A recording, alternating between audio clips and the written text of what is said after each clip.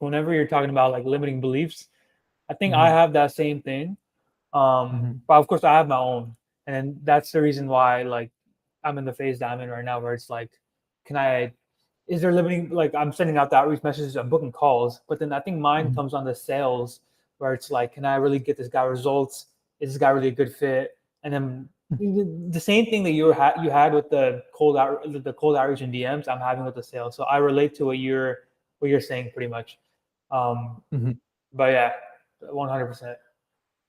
Yeah. So in the beginning, it's because what's happening for like for you, Aryan, your situation, you're at a point where you're booking calls. Like obviously you want to do more. You want to scale that, just book as much calls as possible, right? Because you're putting in the work, you're sending out the outreaches. Your brain is associating it as a painful problem because it's like, okay, like you're gonna have a client eventually, right? And then you're gonna have to do more work. So it's Mm-hmm. just like the brain is trying to keep you comfortable. That's why like what I would personally do, like even like an action step by the end of this call, is literally like write down all those like be truthful on a piece of Yeah. paper and write down all of your current this had an epiphany moment for me, right?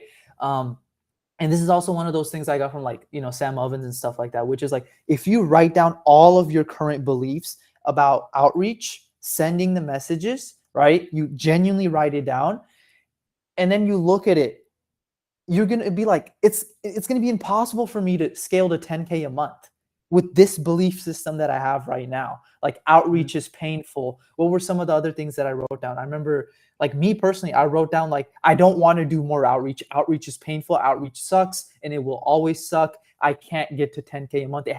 From outreach, it has to be something else. I had all these limiting beliefs. I even like literally invested into like other things. And then I was like, okay, I'm not going to go through with it because I realized I'm like, that's just literally my brain being like, pain, pain, pain. Let's do something else. Mhm. And then everything resets, right? Which is part of the reason in my, even my second online coaching business, when I was doing like just the pure YouTube stuff, like I had a day where I got 2 5K clients literally within a day. And then the next month I went to complete zero just because I was like, okay, I'm doing it. I'm getting momentum, right? Maybe I'm booking calls. Maybe I landed my first 1 to 2 clients.